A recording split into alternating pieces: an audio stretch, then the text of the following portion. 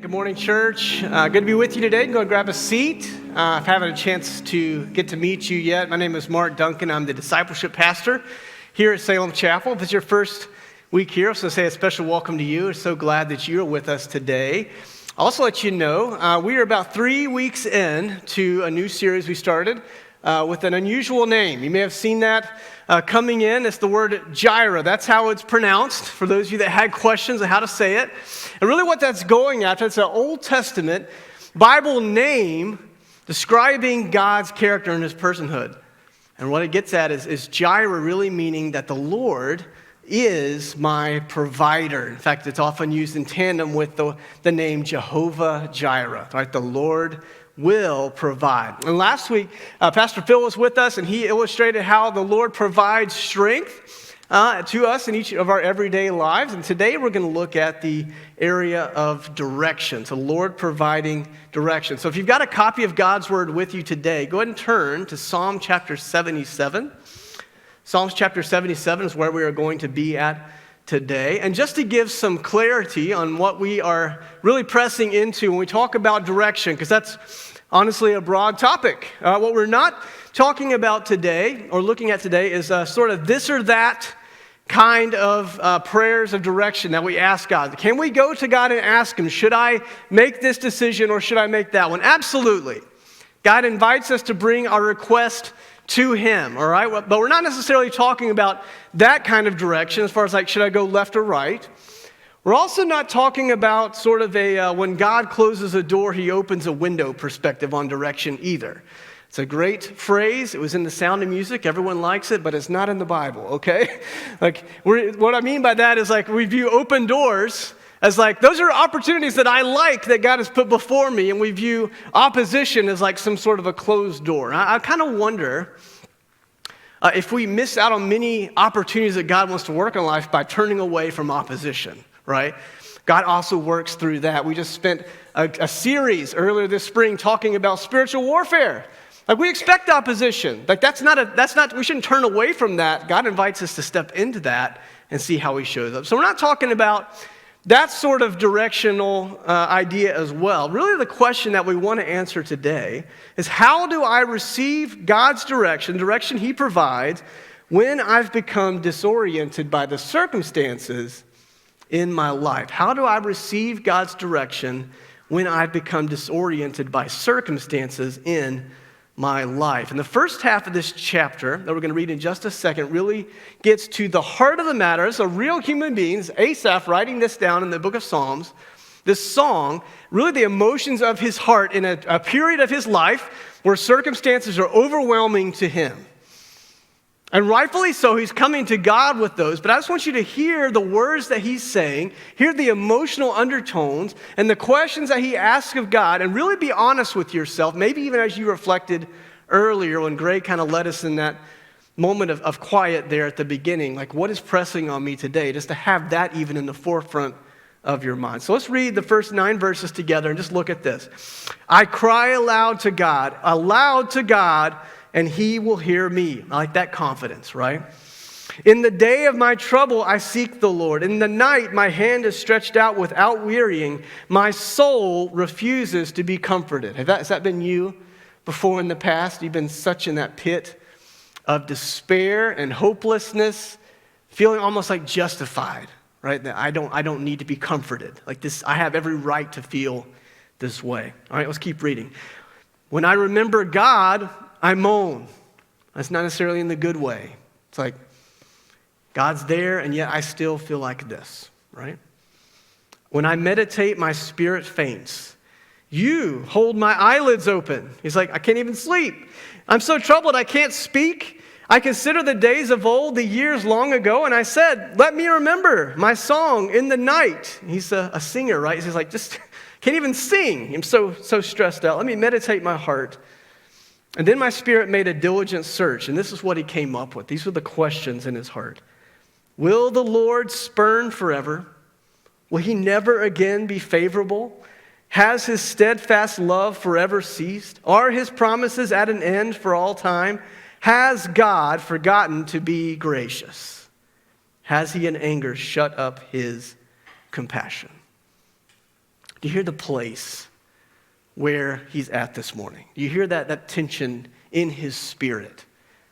Where he's looking around, like expecting God to hear him, okay? So he started at the right place. Like, I know I need to take these things to the Lord, but if I'm just being honest, like in the middle of this, even though I know he is who he says he is, I feel, and that's really the operative phrase, I feel hopeless. I feel despairing. You know, so there's some of the emotions in it. I feel anger. I'm refusing to be comforted. Relief is not coming. Can't see my way out of this one. You resonate with that feeling of like disorientation, like not knowing which way is up, which way is down, where to go from here. You know, I would just say like practically, I think you'd have to like live under a rock.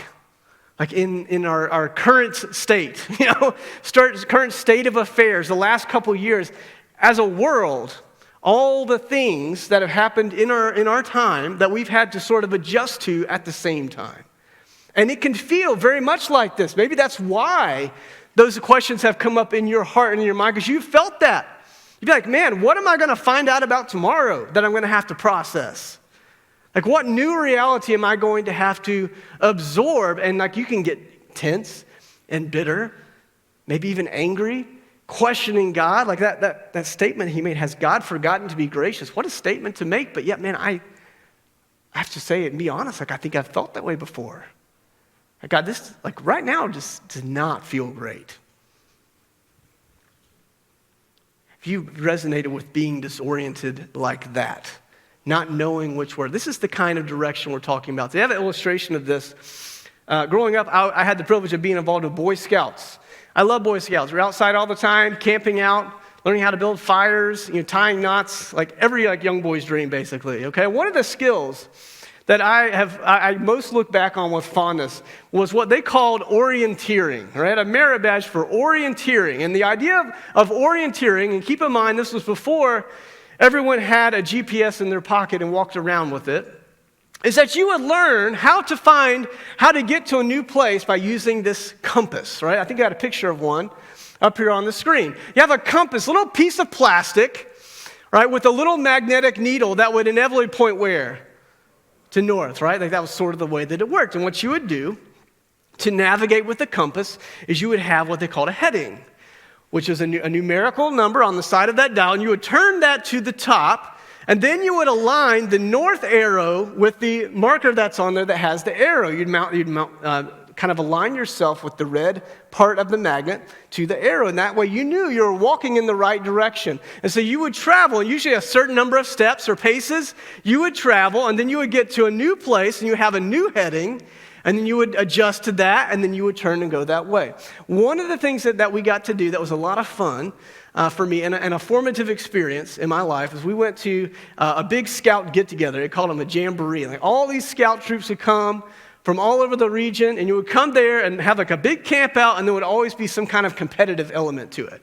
Okay, and so this year there was going to be a competitive navigation course that you would use the compass to complete. And so I was the patrol leader that particular event, and so I got my scouts with me, and I'm like, guys, there's no room for second place on this, okay? Like, we are going to mop the floor with these guys. Like, I mean, we grew up in the mountains. A lot of these other scout troops were like from the peaks, so we kind of felt like we had it built in our blood. Like, we know how to get around. So we're out there. We got our compasses, and we follow the first few steps of the heading. We're following by the rules. We're turning the compass to the right heading, following the number of paces, counting them out, and stopping, finding the new heading that's on our list, going to the next place. We get to about like number 3 or number 4. They're feeling pretty good about our progress so far, but I'm like, hey, you know what? We got to shave a little time. You know, it's a timed event. We got to shave a little time off of this if we really want to get to the top. So I was like, here's what we're going to do. We're going to game the system. Like, let's just stop and use logic for a second. Put our compass aside. Like, recognize, like, all right, generally the direction of the next heading is like that way. And like 100 or so paces. So my logic was they probably have chosen some kind of like tangible object in the distance that represents where I'm supposed to stop. So I'm looking around in that direction, like, oh, look. If I look down there, I see a large tree, and there's an orange ribbon around the tree. And I'm like, perfect, that's got to be it, right?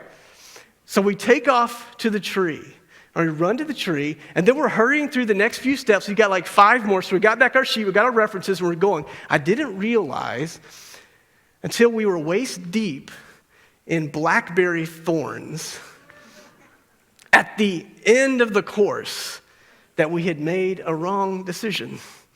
And then we had to go all the way back to the beginning and start over again. As it turned out, some scoutmaster knew how I thought and had intentionally put a decoy on the course just for people like me that tried to break the rules. Well, why am I sharing that? See, I became disoriented and lost in a pile of thorns because I got away from using the thing that was my reference point. I no longer was following north. I no longer knew where it was or cared. I just went with what made sense to me. And then after that, every decision I made after that fact was off because I had stepped away from the reference point. I keep using that term. What do I mean by reference point? That's going to come up a lot this morning. Let me give a definition of that.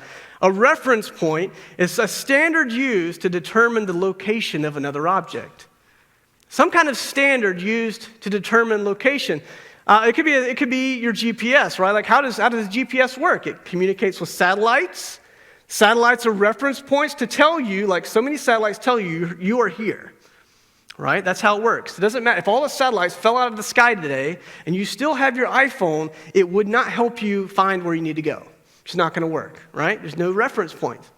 If you're driving down the road and you look at road names and you know that you're supposed to turn at this particular road name, that road name is a reference point for you. Even like turning left at the old tree by the red barn is a kind of a reference point, right? Like it's something that has to stay fixed in its location or availability that tells me where I am.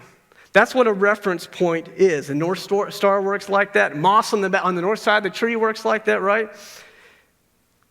So what are requirements for reliable reference points in my life? Like I said, they must not change their position, even as I change. Have to be accessible from any location, or I can't refer to them. They have to be available at a moment's notice without me preparing or doing anything in advance. And they have to be consistent every time I look to them, or I can't trust the information that I receive. So we're taking that back to, we're not talking about driving directions anymore, we're talking about my life. How do I find myself disoriented in circumstances of life?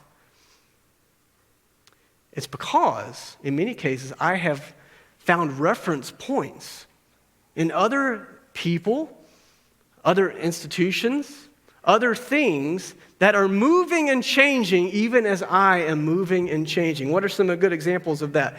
My spouse, my family, my friendships. Yeah, certainly. Would love to say and hope that someone that is my spouse, that's made a lifelong commitment to the union that we share, could be a reliable, fixed reference point in my life. But all of you and I both know that that is not always true. Why? Because we're being honest, when two people get married, I don't care who they are, it's one sinner marrying another sinner. And inevitably, both of them in some way are going to harm the trust that's in that marriage. I don't care who they are. So even that kind of relationship, which, to be honest, is the closest representation of God's relationship to his people, that relationship is not always even reliable. Or family, or that close friend that you grew up with when you were little kids, like even that can change in a heartbeat. What's another reference point? My career, my work identity, my job security. Many of us have changed all of that in the last 2 years. Some of you started brand new careers. Some of you had a position or a role in recent years that got removed, whether because your employer left town or that skill set was no longer needed anymore. And that was an upheaval in your life to readjust to new work, right? About personal safety, health, or well-being. I think literally everybody in the world has a different perspective on health and well-being after walking through a pandemic. Like how dependent we were on that. Maybe even this year you experienced a change in your physical ability, and that's been something that's been really hard for you to grapple with. I used to be able to do these things, and I can't now, so where's my worth? What are you doing? That's a reference point, right? Financial status, my income, or the state of the economy. I didn't realize how upset I could get about rising gas prices. I'd really check that one and take that one to the Lord, right? Why? Because that's a reference point. I'm like seeing dollars go out of the bank account, and I'm like, wait a second. Do I feel a measure of security by having X number of dollars in my bank account? Should that be true? Should that carry so much weight that when that number isn't what I think it should be, that it rocks my world? What about the political strength of my preferred candidates or platforms? When those things are not achieving what I think that they should achieve, or the person that I think should have the role or shouldn't have the role is not there or is there, how does that impact me? I've seen people that I would have never thought got mad about anything at all. They're like the most gentlest people, like rip someone else a new one on the internet over like some kind of political thing. And I'm like, whoa. I mean, I can't get too judgy on that because the reality is like we all have those spots, those blind spots in our life where we have made something else a reference point, something else a measure that we determine is going to be safe and reliable and secure. Maybe our way of life or our philosophy is not going to change, and all of a sudden it does change, and now we have no reference, and that's why anything seems possible, everything seems hopeless, and I don't know how to move. And I would say, if we're being honest, a good deal of us have lived in that reality of not feeling like we've moved in the last 2 years. You know, a really practical way I know that, the passage of time.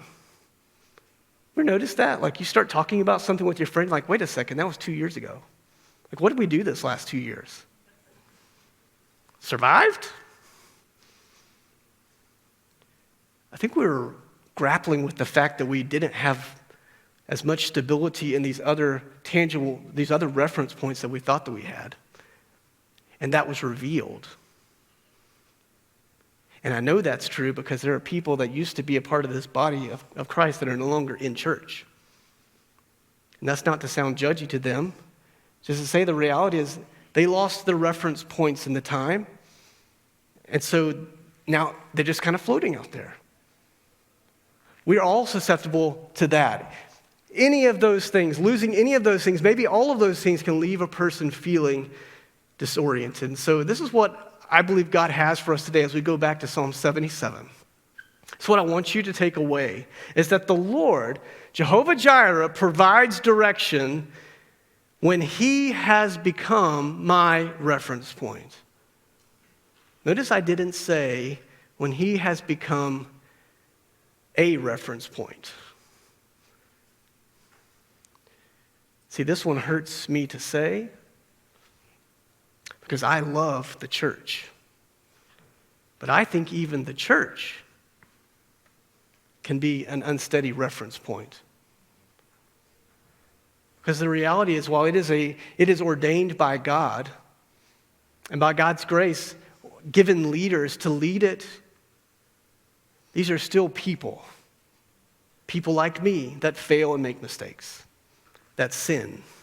And some of you may be here today because you experienced that firsthand in another church. I pray that you're not here and you feel like you've experienced it here. We need to talk about that. Like that might be your reality. I've lived that. I've lived that reality. Even the church can be uncertain in that sense. But God provides direction when he is my reference point. So what I'm going to give you today is 4 aspects, really 4 realities of God's character that are reference points that you and I can look to when we are disoriented by the circumstances of life. All right, so go to verse number 10.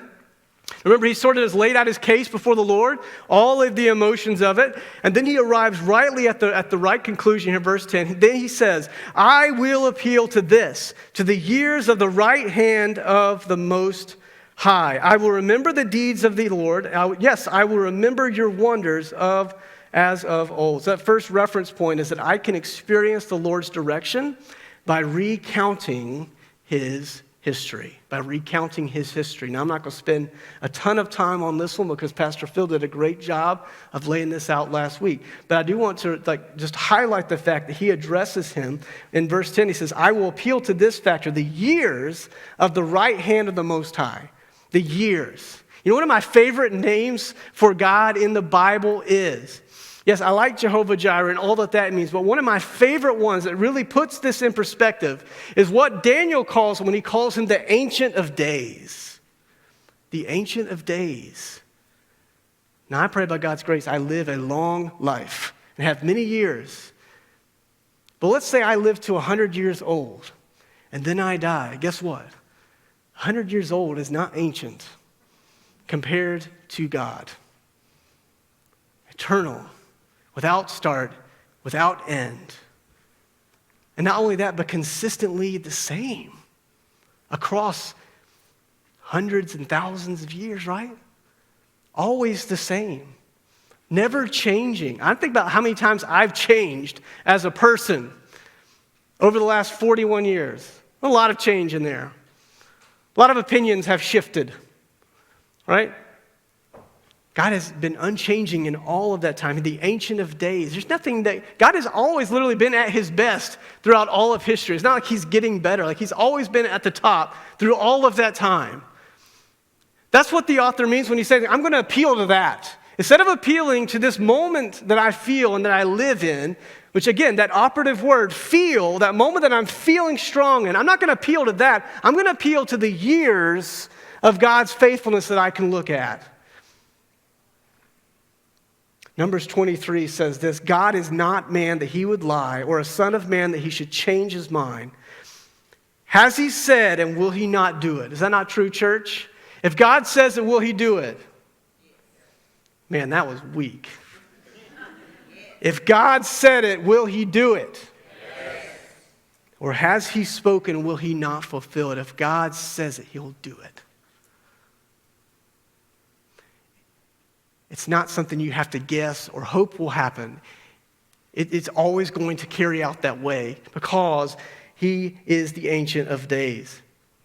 And before my stint in ministry, my job before that was in IT. And I did programming languages for part of that time. And one of the most simple programming statements that you can make is what's called an if-then statement. Right? It's like, if this factor is true, or if this action happens, then perform this action. Like, it's very basic in that sense. That's how God works too. If God has said it, then he will accomplish it. If God was like this at the beginning, then God will be like this now. He doesn't change. We change. We move. He stays in the same place. He's fixed as a reference point. That's why he's reliable. So I don't have to wonder if God has changed his mind about me later because these set of circumstances happened in my life. I don't have to wonder if God's like, you know what? I know Jesus died for you, but you really haven't lived in a way that really seems like you appreciate that, so I'm just going to take that back. Man, I'm glad it didn't work that way. He stays the same. What does he say as I appeal to? What am I going to do? Verse 11, I'm going to remember his deeds. I'm going to remember his deeds. Certainly, the Bible is a written book for us of recounting and a record of God's deeds. Hopefully you don't just feel that's just a record of God's deeds that he did for other people. But you even recognize, that tells me about God's love for me. These are things that God has done for me. God sent Jesus to die on the cross for my sins so I could be restored to him. This is my story as well that's here. Those are God's deeds. But I hope even beyond that, set that aside for a moment as if that was some small thing. Can you also look, though, personally at your life and identify specific ways that God provided, that God was faithful in your life? I'll challenge you with something. I don't know if anyone's going to do this. I hope someone does. I challenge the first service with this. I want you to take a half hour sometime this week, maybe over lunch break, maybe before you finish quiet time in the morning, whatever. Take a half hour. This might be a challenge. I want you to take a piece of paper and take a pen. I just want you to think about the last 12 months. want you to write down things that God did that you saw him working in your life. It might be big things. It might be everyday things. And I want you to write it down. And I bet not a one of you, when you do that, if you do that, will not come back with a full sheet of things. And you probably wrote on the back. The problem is not that God is not working and doing stuff and being faithful. A lot of times it's I'm not paying attention to what's behind because I'm only focused on what's next. Right? Isn't that how you are? We don't spend a lot of time looking in the rearview mirror of God's faithfulness. We're just begging him to be faithful on this next thing that feels very urgent right now. Why is that problematic? It's like, thankfully, God is not like upset and smacks me around because I'm not grateful for that. But the reality is we don't lose, our confidence just goes out the window immediately as soon as the next challenge is for us. We forget. Oh, wait, you already did all of these things. Like I can be at rest. I don't have to like be freaking out right now because of these things in my life because you've already proven faithful. So why should I assume the Ancient of Days would not continue to be faithful in this situation? I dare you to make a list. I dare you to make a list, see what he says. We have to look back and what God's done to have the confidence to look ahead. That's just reality. That's a reference point, what he has done. This is the next one. I can experience the Lord's direction by recalling his motives. By recalling his motives. Go on to verse 12. It says, I will ponder all your work and meditate on your mighty deeds. Your way, O God, is holy. You should underline that statement. Your way, O God, is holy. What God is great like our God? You are the God who works wonders. You have made known your might among the peoples. You with your arm redeemed your people, the children of Jacob and Joseph. You struggle to make that statement to God about his way when it intersects with your life, to say that your way is holy. Or maybe you look at your life and you're like, my life feels like anything but holy. And when we talk about holy, what we mean by that is God is blameless in what he does. He's blameless in what he calls me to do and calls me to. He's blameless even over the things that happen in my life that are there because of sin and my selfishness and because of what other people have done to me. He is holy or set apart and blameless from those things. But man, I feel like that's not always true in my current experience. I don't feel like that's holy. It feels hurtful. It feels unjust. And so that's why the author's saying here, I need to ponder and meditate on this. Right? I need to analyze this. I don't need to just ask, like, what have you done? I need a reference point that reminds me of why you do what you do. Because that's just as important. I need to know your motives. I need to know what your plan really is. God doesn't have it like a secret plan hiding, like in the back. Like he's going to surprise you with it, like, bam, that's your plan. Like certainly, we don't know what's happening tomorrow and the day after that. And maybe 10 years from now, you may look back and I never saw that coming. Like that's true. That's part of the fact that we can only live in the day that we're in, which is by God's grace, thankfully. But at the same point, God doesn't have a sinister evil plot that he's just waiting to spring upon you. He tells you exactly what his plan is because he's been doing the same plan since the beginning. He mentions it there in the passage in verse 15. You've redeemed your people. When God stepped back into the garden after Adam and Eve sinned in Genesis 3 and proclaimed that the seed of the woman would come and crush the head of the serpent, by extension, sin and death forever, that promise that Jesus would come later, in Genesis, that was for you every bit as much as it was for Adam and Eve. He's always been about taking the broken things that he didn't break and restoring them and making beautiful things. That's why it's holy. That's why it's holy. You have to look at it from the comprehension that God does not just want to redeem your soul or the spiritual part of you, but his plan is to redeem the whole person. Like we live in this tension though, like knowing that Jesus on the cross said those three words that we're all familiar with, it is finished. In that moment, like the statement, like sin is atoned for, sin is covered, there is salvation. We live in the tension, the fact that we're between that zone, and then the zone when Jesus comes back and he makes another declaration, which he says, now it has come to be. In other words, the whole person has been redeemed. So we struggle sometimes to see how that can be holy. Because our emotions are betraying that, or trying to draw us to other reference points. And God is calling me back to look and see, like, what I do because I am holy, because I'm making you holy too. Day by day, piece by piece, as you trust me, as you follow me, I'm transforming you. I don't just want the immaterial part of you, I want the whole thing. You won't know what God's plan is for you? That's it. To see you become who you were always created to be. And someday, if your faith and trust is in Jesus Christ, that will be a reality for you.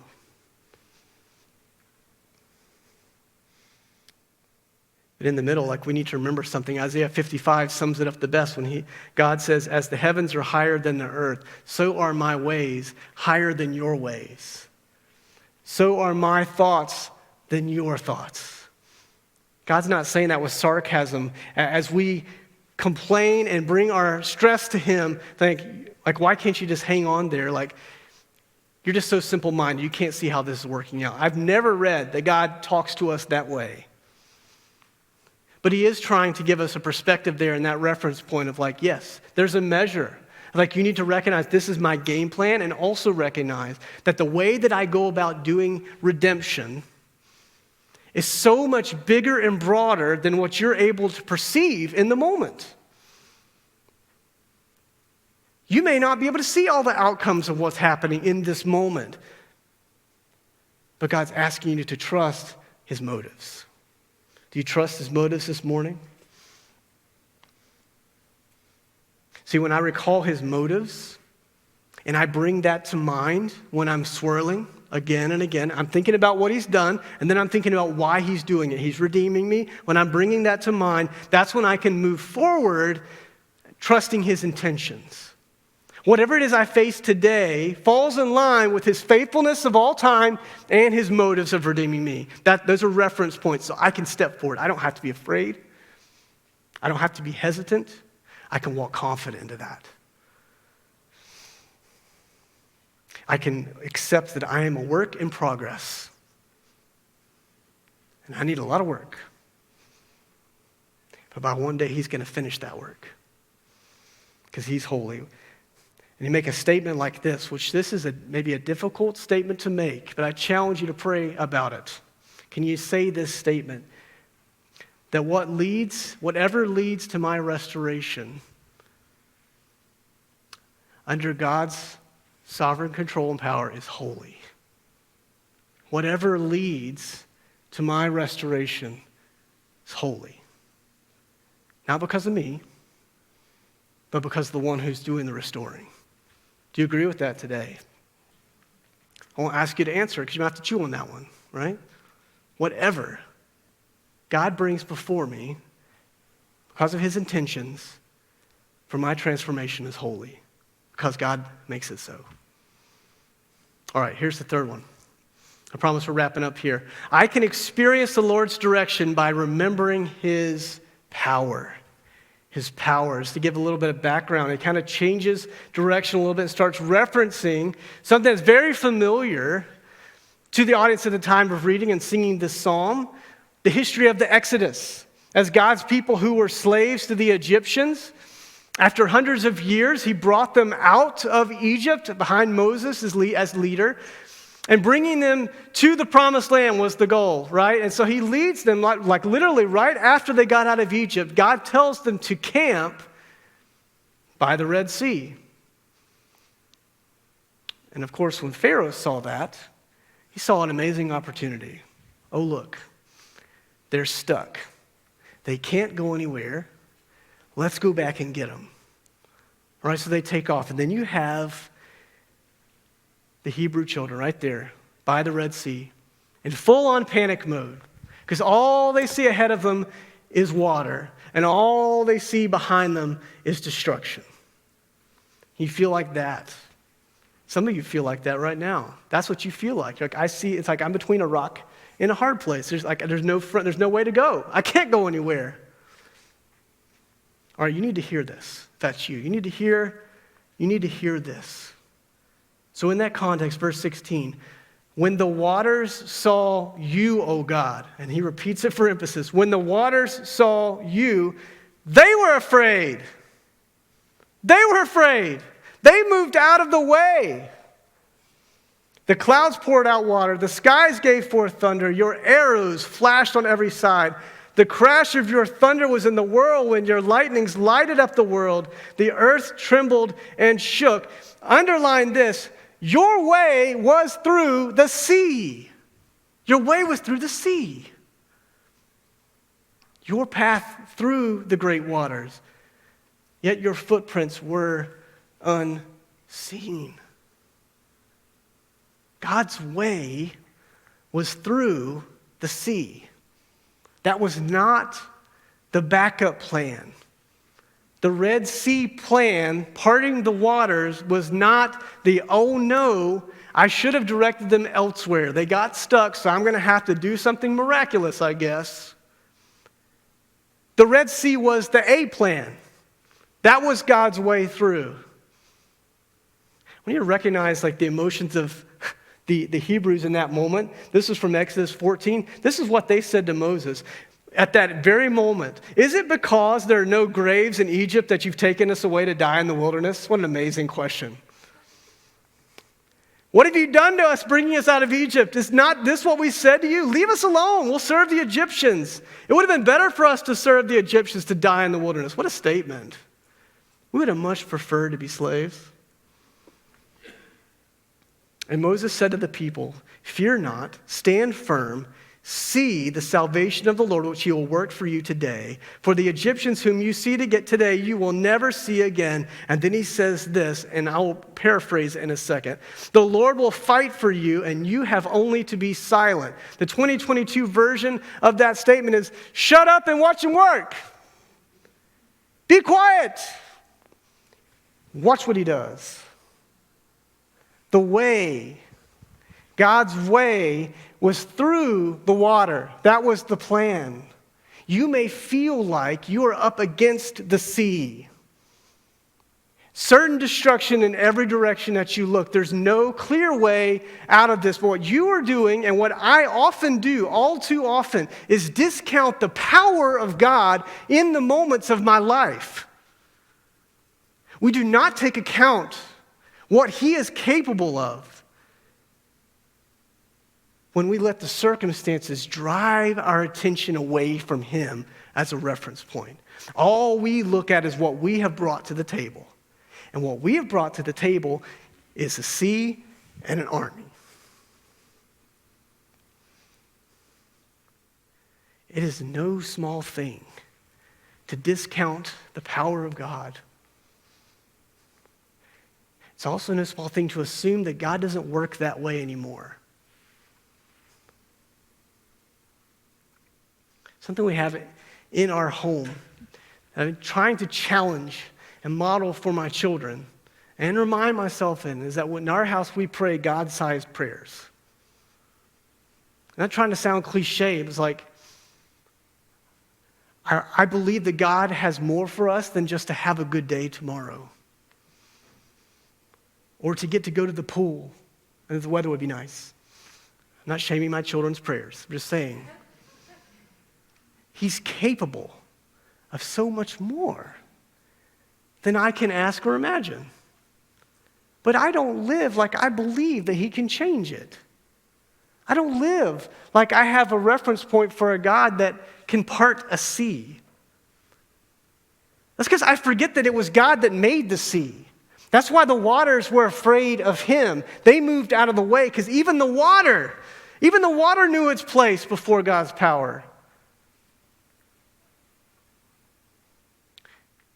And some of you have had very real, personal experience with witnessing the power of God in your life when you were in this moment, maybe on your floor, in hopeless desperation, and you just cried out and said, maybe just a simple 2-word prayer, God help. You didn't have a solution, you didn't know how to offer, you just said, you got to do something, and you prayed sincerely, and you saw God respond in a way that you never expected. And there are also some of us who have not experienced that, often because we never even assume that God wants to do something about it. We don't look for God to show up. We look for what we can bring, and maybe a handful of us in this room have actually had a lot of success just making it through my life, checking off all the boxes with no major opposition, so it feels like I'm pretty strong. I'm controlling my destiny. And we're missing out on the reality that everything is under God's power and authority. And we get to have relationship with him. What do I mean by that? Really, I'm going to speak some truths over us this morning as it comes to God's power. That means that God's power is in no way diminished in the face of a pandemic. Because COVID is under God's power and authority. It means that God's power has not diminished in the face of the threat of worldwide war. Because Vladimir Putin is under God's power and authority. God's power is not diminished in the face of economic turmoil. Gas prices are even under God's power and authority. And God's power has not diminished in the face of political or legislative whiplash, because all elected officials are under God's power and authority. One of my favorite verses in Proverbs where it says that God holds the heart of the king in his hand like the waters of a river, and he turns it whichever way that he wants. You know my political philosophy? It's that. Nothing is outside of the power of God to affect whatever change he desires. And it's not going to contradict, though, the way that he has said that is holy and that he is transforming me. And so God continues to operate the same way, redeeming the whole person, but he's going to do it in his way and in his strength. And you and I are invited to live in reality the fact that we have a relationship with Almighty God. And we have access to that power. And that I can believe that he can do the unthinkable and the unbelievable more than I can ask or imagine. And I can see that. And that's just going to be another chapter in that long run in history of God's faithfulness in my life. Do you remember that today? Do you remember his power? See, when I remember that, it also makes me intricately aware of how little power that I have. And my sarcastic interpretation aside, I believe that's what Moses was trying to get at when he's like, shut up and watch God work. Test him. Put him to the test. See what he does. See, when I rely on his power, I can move depending on him to come through. That's what faith is. I don't know how. I don't know when. I don't know all the specifics. I just know that he is the one that holds all the keys. And so I'm going to go there. I'm going to go to him, and I'm going to wait and see what he does. That's a reference point. This is the last one today, and we're finishing up. I can experience the Lord's direction by receiving his leadership. Verse 20, you led your people like a flock by the hand of Moses and Aaron. Like a flock. How does a shepherd lead a flock? It's not like your boss on the West Coast that does weekly Zoom check-ins with you, like remote management. And sometimes we feel like God is like that. Like he's got to check in on me on Sundays and I'll catch him next week. No, like a shepherd, like a flock, he walks among me. And that's the whole point. That's why he sent Jesus. God in flesh, God incarnate to live and dwell among us. The tabernacle in the Old Testament was representative of that reality. It was right there in the middle of the camp. God says, I'm not going to be this God that's detached from what's happening in your day-to-day life and only concerned about quote-unquote spiritual matters. I'm going to be right there beside of you when you are faced with the challenge tomorrow to doubt everything that was said today. When you are faced with the realities, I know these are reference points, and yet I'm going to functionally reject those and put them right back over here on this thing that's going to change. He's like, I will be right there beside you even in that. And the greatest example of that reality was Jesus. That's why it's no mistake that Jesus said in John 10, I am the good shepherd. I am the good shepherd. And the good shepherd will lay his life down for the sheep. He also said, my sheep hear my voice, and they know me, and I know them. It's very tempting to look at all of the things that are swirling in our lives and feel, one, like completely powerless and disoriented, but I think also to feel incredibly insignificant in the reality of it. I'm just one person. All of these other people are hurting too. And what you need to hear in this moment is that promise of God's presence to lead us like a flock applies to you personally too. He knows his sheep because he is among his sheep.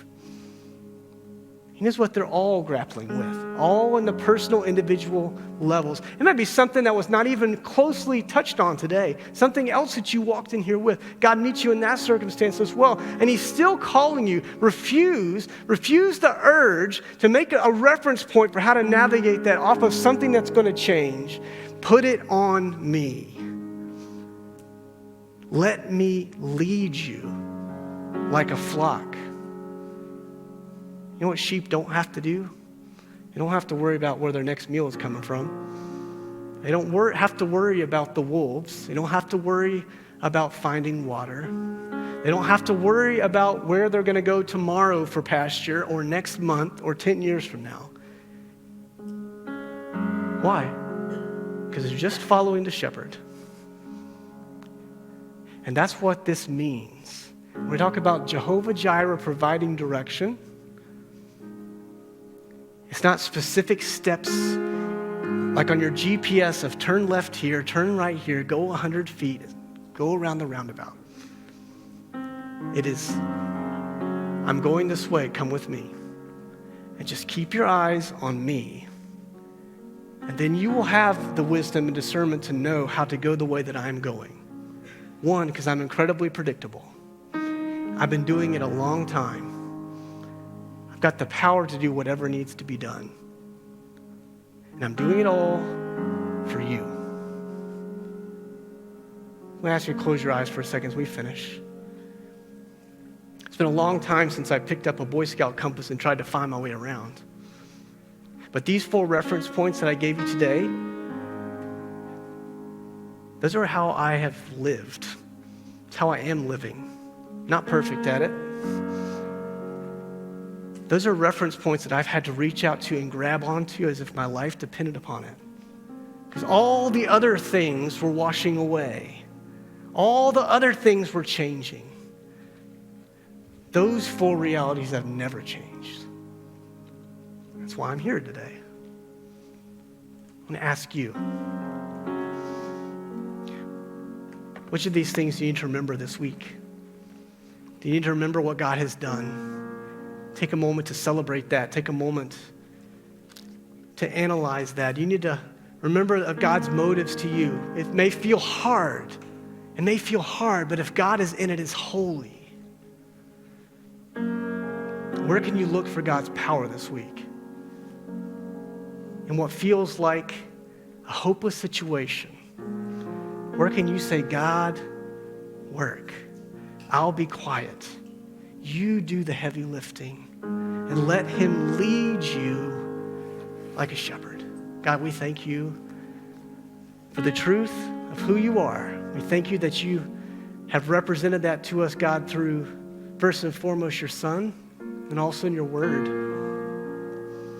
Pray today this would not just be something that we think on for a moment, but God, that it actually really can ask ourselves the tough questions, like what am I holding on to navigate this season in my life? And help us to look to you as our reference point even today. It's in Jesus' name I pray. Amen.